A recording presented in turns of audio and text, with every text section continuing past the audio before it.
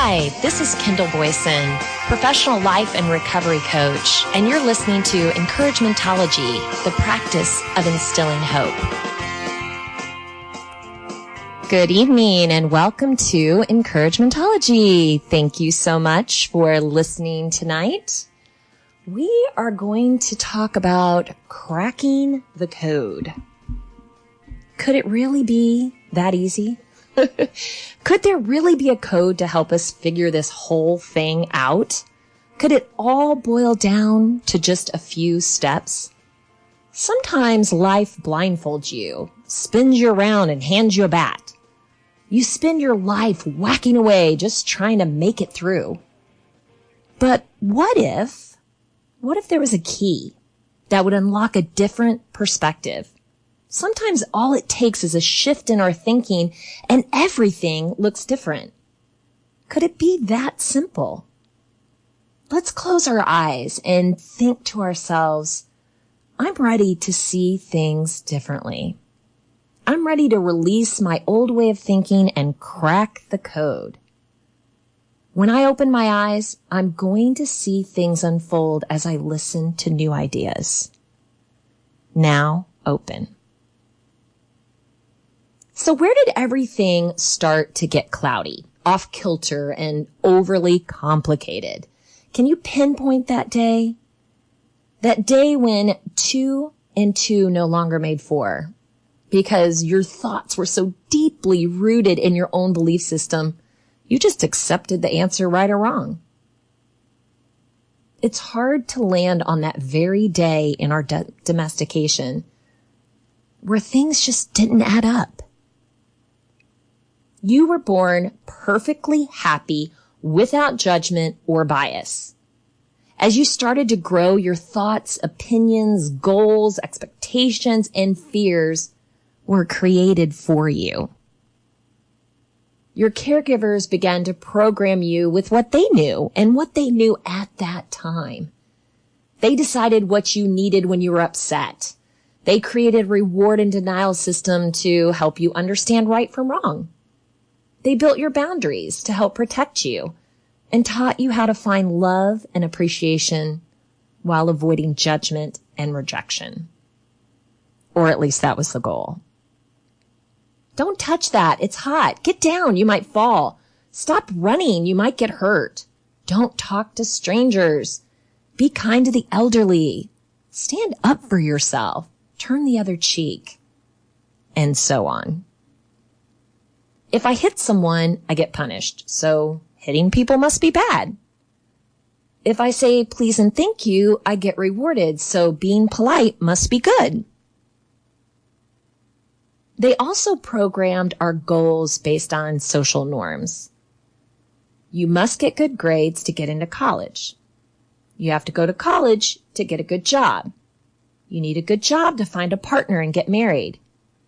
You need to have a stable income to have a home. You need to have a good home to start a family. Sound familiar? As little children, our true nature was to love and be happy, to explore and enjoy life. We were completely authentic. But then we learned to be what others thought we should be. And because it's not okay for us to be what we are, we started to pretend to be what we're not. By the time we're teenagers, we've learned to judge ourselves, punish ourselves, and reward ourselves according to the agreements that we never even chose. Now we're stuck and limited by those beliefs. We've made an agreement to believe and protect these ideas at all costs. Wow. We grew up fast, didn't we? What did we bring with us? All of that baggage, all of those beliefs. Now, looking at it in that manner and thinking back to when did we start making decisions on our own? When did we start forming our own opinions? Well, Andrew Blackman, a former Wall Street Journal staffer, unpacks limiting beliefs a little better for us in an article that he wrote for Invado Toots Plus. Self-limiting beliefs are assumptions or perceptions that you've got about yourself and about the way the world works. These assumptions are self-limiting because, in some ways, they're holding you back from achieving what you're capable of. From a very early age in childhood, we begin to form beliefs about the world and our place in it. Our brains are very good at spotting patterns and making associations, so we constantly process the stream of information about the world around us and use it to form our beliefs. Generally, the purpose of beliefs form as we help understand the world and how to stay safe. As we get older, we start forming more complex beliefs and are able to draw on a much wider range of sources like books, movies, advertisements, and the behavior of our peers. And think about that in a more modern concept. We have opinions all around us all the time.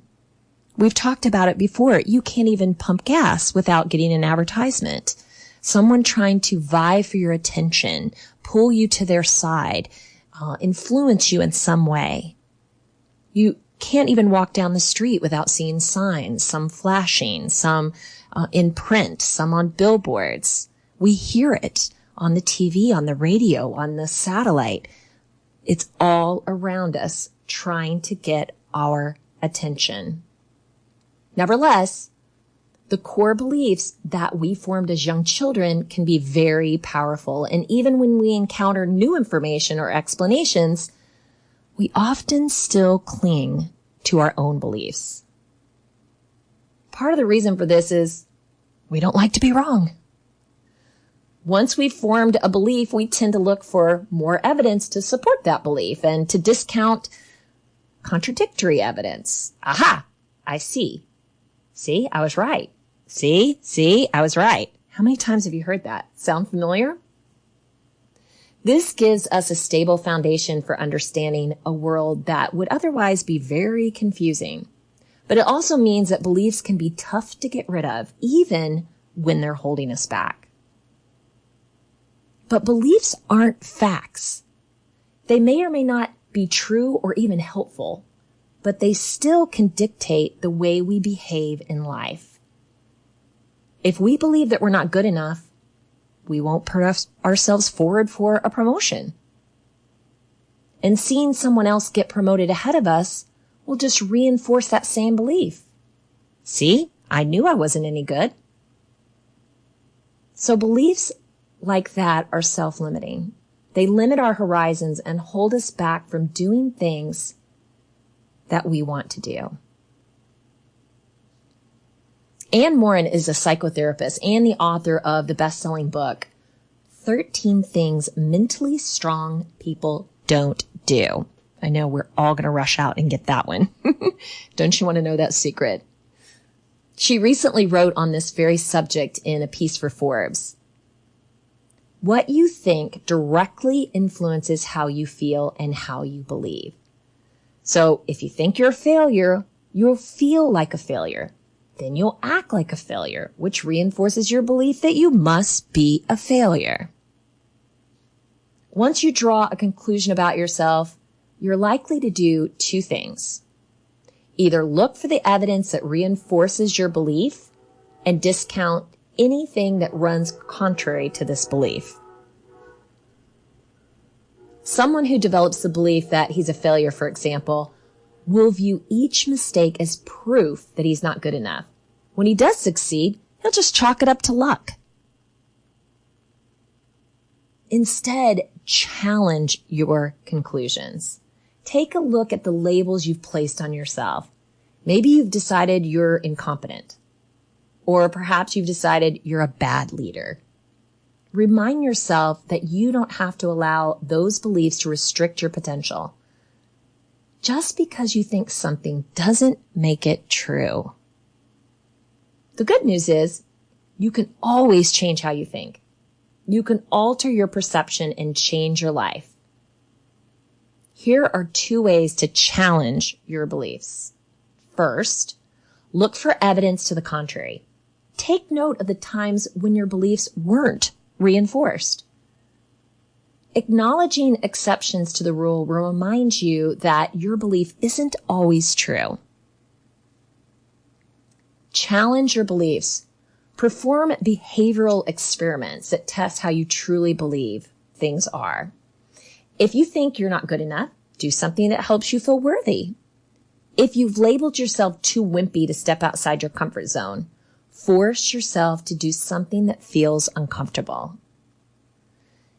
It's important to challenge these beliefs. So many times we just stick them in our pocket, put them on our heart, and we just walk around with them as if it is who we are. It defines us. We let that little shell of belief system really cloud us from seeing anything outside of that bubble. If you thought, well, I can only draw stick figures. I'm no artist. When is the last time you challenged that?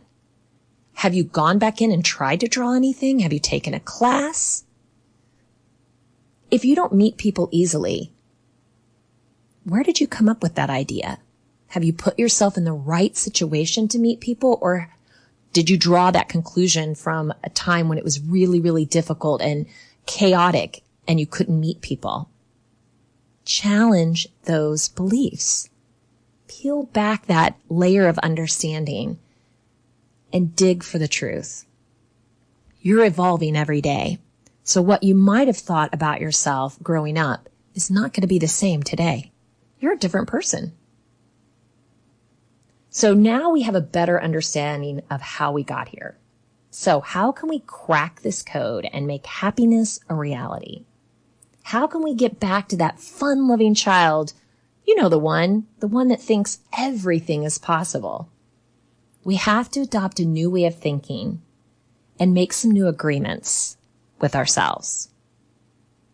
I recently read or listened to a book by Don Miguel Ruiz called The 4 Agreements, and I found myself in an aha moment.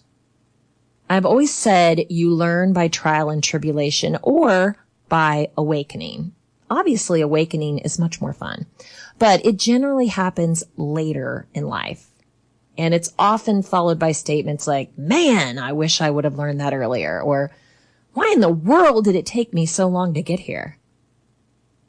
See, most of the time an awakening is a simple twist on perception that challenges everything you knew to be true and sheds light on a new way of thinking. And I feel a little ridiculous because this book has been out for a very long time. It has been on the New York Times bestseller for over a decade. There's 8.5 million copies sold in the U.S., and it's translated in 46 languages worldwide. How am I just coming across this right now? Has my head been under a rock? That's how preoccupied we can be with ridiculous things. How did I miss this? Even Oprah Winfrey said this book by Don Miguel Ruiz, simple yet so powerful, has made a tremendous difference in how I think and act in every encounter. Okay. Need I say more? Oprah has endorsed it. The 4 Agreements. Well, let me tell you why I actually stumbled upon it. I've decided that I need to read more thought-provoking books. I have limited free time, so I don't have that pull to get lost in fiction. But I would like to spend that time challenging myself with some new ideas. I've been a subscriber to Audible for some time, and I was attempting to work through some pretty large books. All the while, my credits were adding up. Now, Audible is great. It's fun to hear from the actual author, and in some cases, they even add like musical elements and sound effects. They're really good at bringing a book to life. But lately, I've been craving the written word. My eyes have been in that scanning mode. You know what I'm talking about? That scanning mode for almost 2 decades. And it's starting to wear on my ability to concentrate. So I decided touching a book, stringing sentences together was important. But I have 9 credits. Before I canceled my Audible subscription to make this leap into print, I loaded up my library with all my leftover credits.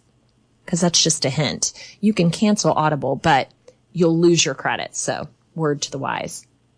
So during this self-help grab, I ran across the 4 agreements. So yes, in this case, I did listen to it. I have referenced Don Miguel Ruiz plenty of times and thought this would be a chance to dig a little deeper into his work. The audio book is a little over 2 hours, and the printed book is only 138 pages. A testimony to this simplified perspective. Everything we do is based on agreements we've made. Agreements with ourselves, with other people, with God, with life. But the most important agreements are the ones we make with ourselves. And he describes 4 in this book. And we're going to go through them. I bet you could see that coming, right? So the 4 agreements are: be impeccable with your word. Don't take anything personally. Don't make assumptions, and always do your best. Words to live by. So let's dig a little bit deeper. The 4 agreements offer a powerful code of conduct that can rapidly transform our lives to a new experience of freedom, true happiness, and love. And here's how. First of all, be impeccable with your word. Impeccability of the word is so important because the word is you, the messenger. The word is all about the message you deliver, not just to everyone and everything around you, but the message you deliver to yourself. What you say has the power to greatly impact or destroy those around you and yourself. As we learned early, telling a child they aren't good enough can have a long-lasting and self-limiting impact throughout all of childhood and into adulthood. If the person never challenges that belief, they will walk through life never feeling good enough. If negative self-talk is part of your dialogue, you can tell yourself that you aren't good enough, smart enough, or strong enough, damaging the way you see yourself and robbing you of happiness. But you can also be kind and lift yourself up. Your happiness is up to you, and it depends on how you use the word. If you get angry and use the word to send out emotional poison to someone else, it appears that you're using the word against that person, but actually, you're using the word against yourself. The action is going to create a reaction, and that person is going to have that reaction against you. If you insult someone, that person may even harm you in response. You are the creator of your own life story. If you use the word impeccably, just imagine the story that you're going to create for yourself. You're going to use the word in the direction of truth and love for yourself. You're going to use the word to express the truth in every thought, in every action, in every word you use to describe yourself, to describe your own life story. And what will be the result? An extraordinarily beautiful life. In other words, you're going to be happy. You have the power to create love and to spread love through your words, your actions, and your energy. In a world where you may feel weak and helpless to bring about change, remember this power. It's powerful. This power can be used for good, and it can just as easily be used for bad by sending out hate, judgment, and negative energy. Think about how easy it is to get pulled into a gossiping situation, judging others and making assumptions that support your claims. You have the power to walk away and not participate, protecting yourself and rejecting negativity. This is the spoken word. This is also the printed word. What you feed your consciousness is up to you. If you're impeccable with your word and what comes out of you is held to that standard, what goes into you, into your mind, needs to be that same high standard. Elevate that word. So the second agreement, don't take anything personally.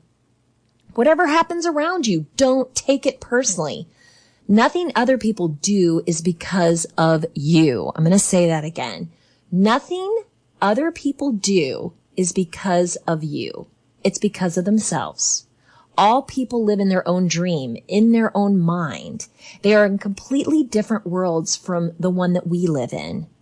When we take something personally, we make the assumption that they know what's in our world, and we try to impose our world on their world.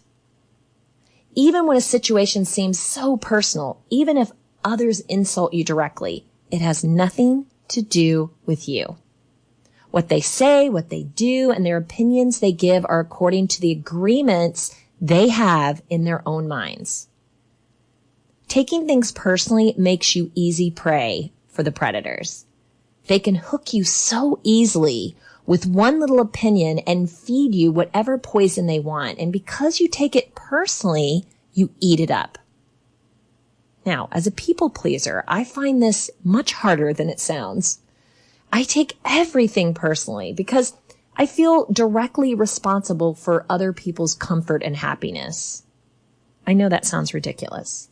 But I have worked through a lot of that with a considerable amount of research and practice, but it's still a knee jerk. Someone's in a bad mood and my mind wants to go to, what did I do? Someone doesn't show me the attention or the amount of attention I feel I deserve or want. And my mind goes to, what did I do? I know it sounds ridiculous to think that I'm in that kind of control, or that everyone's problems have something to do with me. When I heard this agreement, I imagined myself floating over a scene, looking down and watching it all play out. I think it was my way of pulling myself out of the direct line of fire and getting a more global view. And it really helped. It also helps me to imagine everyone as an adult with the same life skills that I have. Everyone is capable of living their life and, good or bad, making their own decisions. And guess what? It doesn't directly affect me. I'm living my life too. Remember growing up hearing, I'm rubber, you're glue, your words bounce off me and stick on you? Well, if it were just that easy, right? Getting back to that level of disregard starts with a healthy self-concept and self-love, which can be found in Agreement 1. Be kind to yourself. And getting back to your true nature, to love and be happy and to explore and enjoy life, being completely authentic.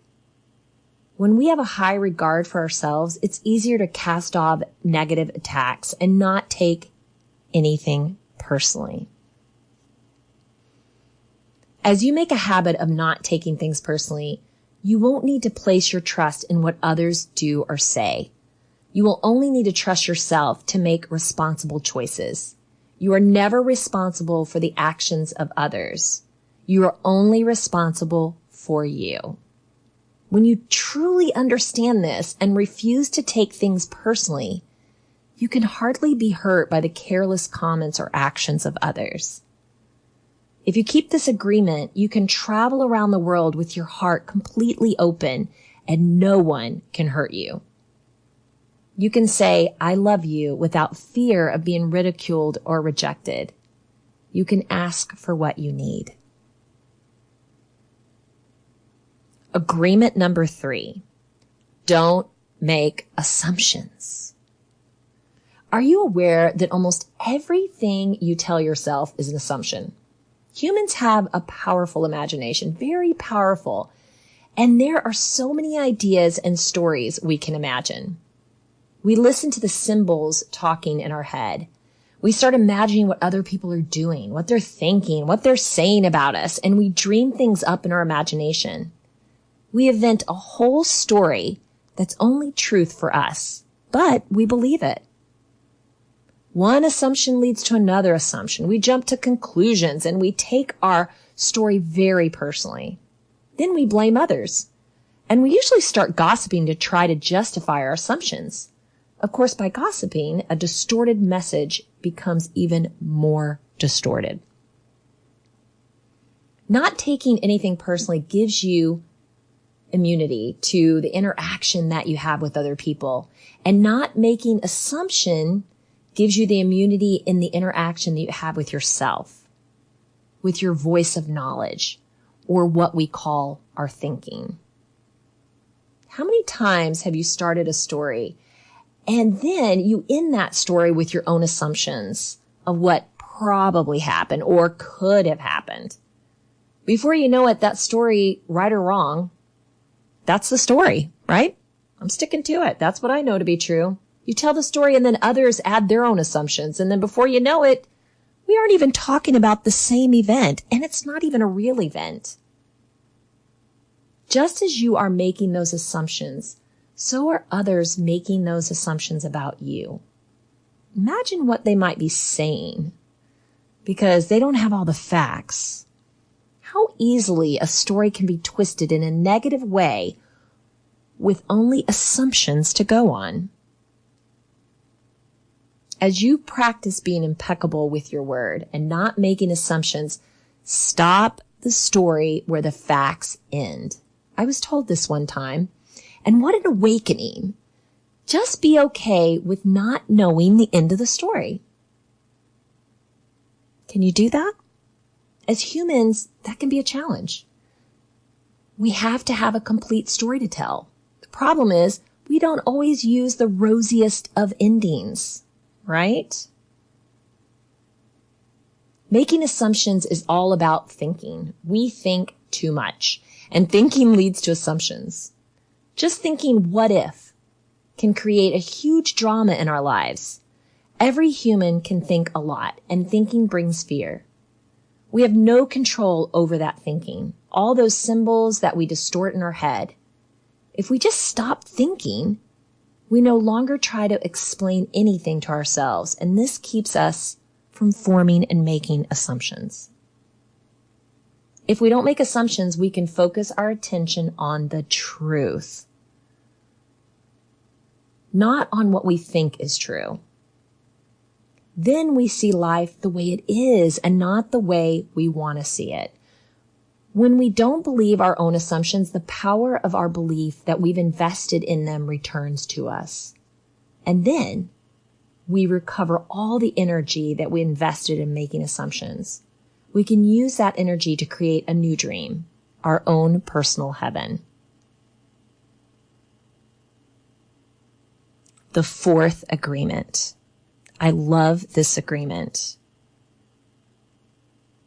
Always do your best.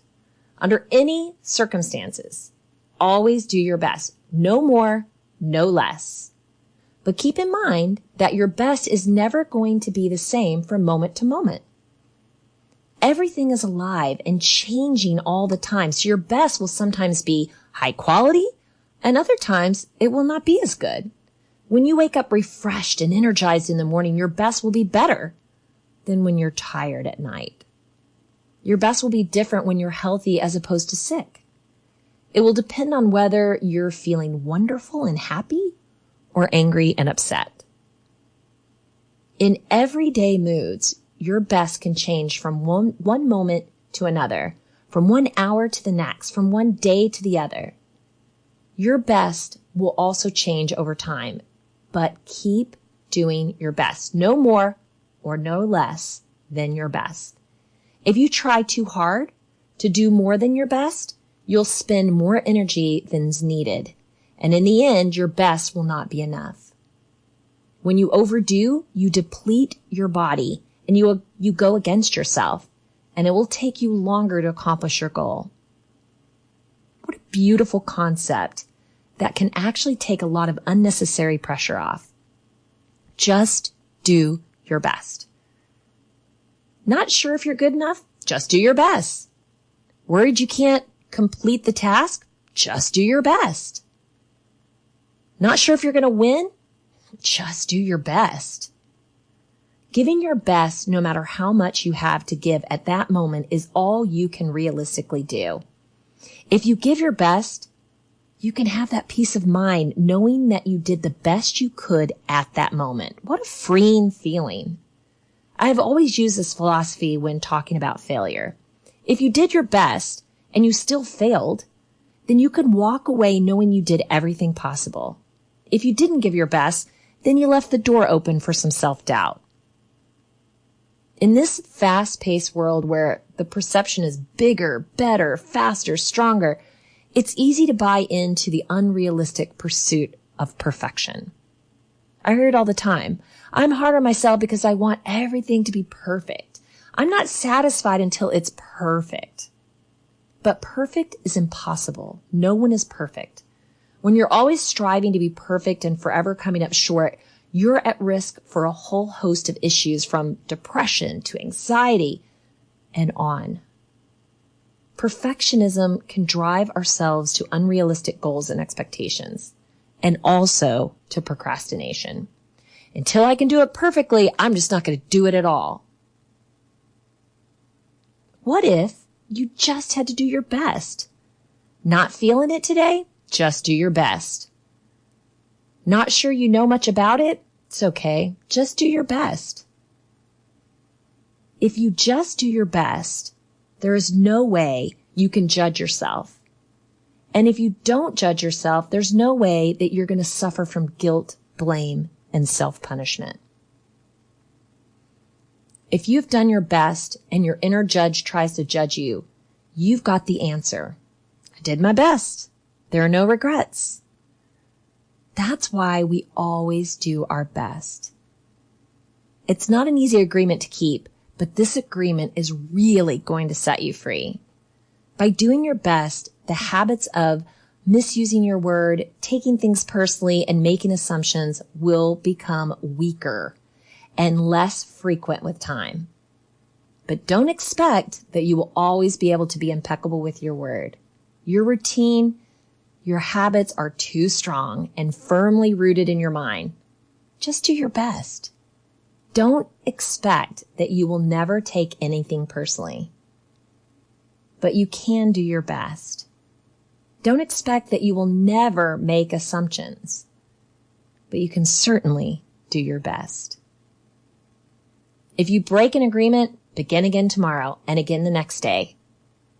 It will be difficult at first, but each day it will become easier and easier until someday you'll discover that you are ruling your life with the 4 agreements, and you will be surprised at the way your life has been transformed. The 4 agreements. Be impeccable with your word. Don't take anything personally. Don't make assumptions. And always do your best. What an amazing book, and so simple. I wanted to pass it on to you because I can't believe it's taken me this long to figure it out. I'm going to turn around and apply these in my life. I hope you do too. So I challenge you, revisit ideas and beliefs that may no longer serve you. Challenge their place and purpose in your life. Sometimes a slight shift of perception can open up a new world where peace and happiness are in reach. I know you can do it. Thank you for listening to Encouragementology with Kendall Boyson, where we find positive ways to handle some of life's challenges. Someone through until the path was clear.